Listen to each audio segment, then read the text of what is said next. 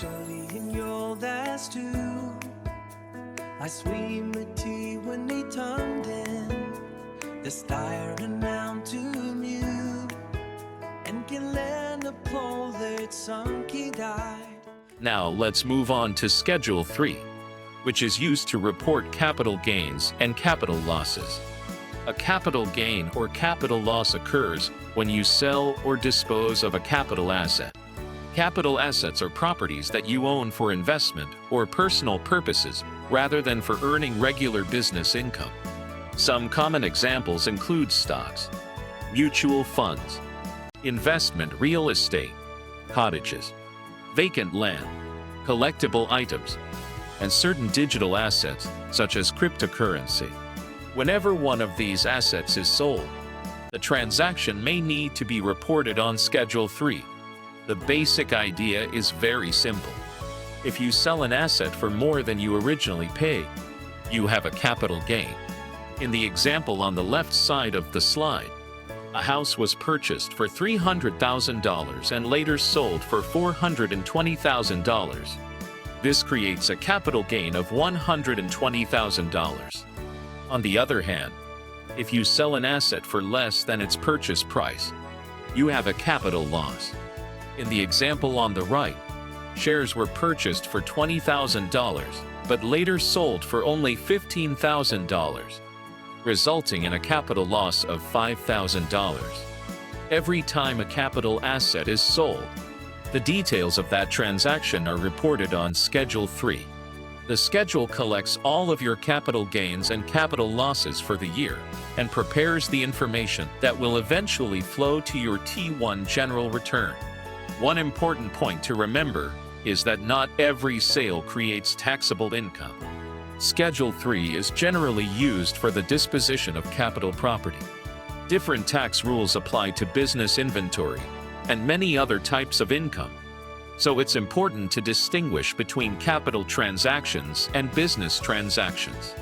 As a tax preparer, your first task is to recognize whether the property being sold is a capital asset.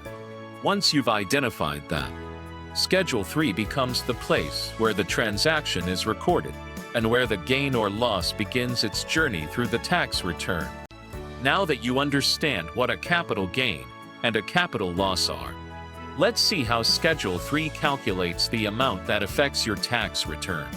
The process begins whenever you sell or dispose of a capital asset, such as a house, investment property, stocks, mutual funds, vacant land, or another type of capital property.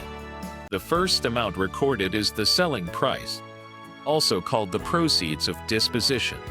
This is the amount you receive when the asset is sold. Next, you subtract the adjusted cost base, often called the ACB. The adjusted cost base generally represents what you originally paid for the asset, along with certain adjustments that may apply over time.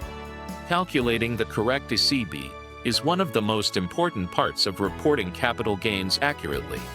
After subtracting the adjusted cost base, you also subtract any eligible selling expenses.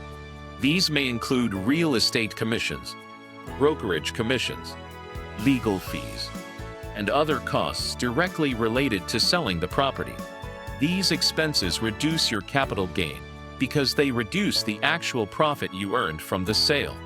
Once these amounts have been deducted, the result is your capital gain. If the result is negative instead, you have a capital loss. Schedule 3 then determines the taxable portion of your capital gain according to the tax rules that apply for the year. Only this taxable amount is transferred to your T1 general return and included in your taxable income. If you have a capital loss, the situation is different.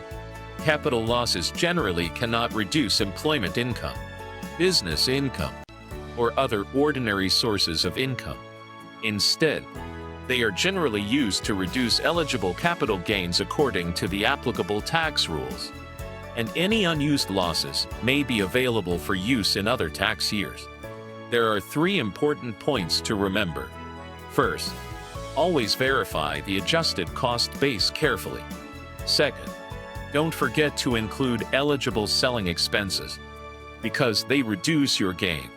And third, remember that capital losses are generally applied against capital gains, not against other types of income. As a tax preparer, your responsibility is to enter accurate transaction details. Once the information is complete, Schedule 3 performs the calculations and prepares the amounts that flow into the client's T1 general return. Now let's see how Schedule 3 is completed in a real tax preparation office. When a client comes to you, they don't usually tell you their capital gain or capital loss. Instead, they provide documents related to the sale of their assets. These may include brokerage statements, trade confirmations, real estate sale documents, lawyer's statements, mutual fund reports, or cryptocurrency transaction reports. Your first responsibility is to collect these documents and enter the information accurately into certified tax software. This includes the selling price, the adjusted cost base, and any eligible selling expenses such as brokerage commissions or legal fees. Once the transaction details have been entered, the software automatically applies the tax rules. It calculates the capital gain or capital loss for each transaction, combines all transactions reported during the year, and prepares Schedule 3 automatically. After completing Schedule 3, the software transfers the taxable capital gain to the appropriate line on the T1 general return. This entire process is performed automatically, greatly reducing the chance of mathematical errors. Although the software performs the calculations, your work is far from over. As a tax preparer, your most important responsibility is to review and verify the information before the return is filed. Always confirm that the purchase price is correct. Verify the selling price using supporting documents. Ensure the adjusted cost base has been calculated properly. And don't overlook eligible selling expenses. Missing a brokerage commission or legal fee can result in a higher taxable capital gain than necessary. Another common mistake is forgetting to report the sale altogether. Even if no tax is ultimately payable, many dispositions of capital property must still be reported to the Canada Revenue Agency. Before filing the return, complete a final review using a simple checklist. Confirm that all sale documents have been collected. Verify the selling price. Confirm the adjusted cost base. Enter all eligible selling expenses. Ensure Schedule 3 has been generated correctly. And verify that the taxable capital gain has been transferred to the T1 general return. The key lesson is this: tax software performs the calculations, but it cannot verify the accuracy of the information you enter. Accurate data entry and careful review are the responsibilities of every professional tax preparer. When those two steps are done well, Schedule 3 becomes a reliable and accurate part of the client's tax return.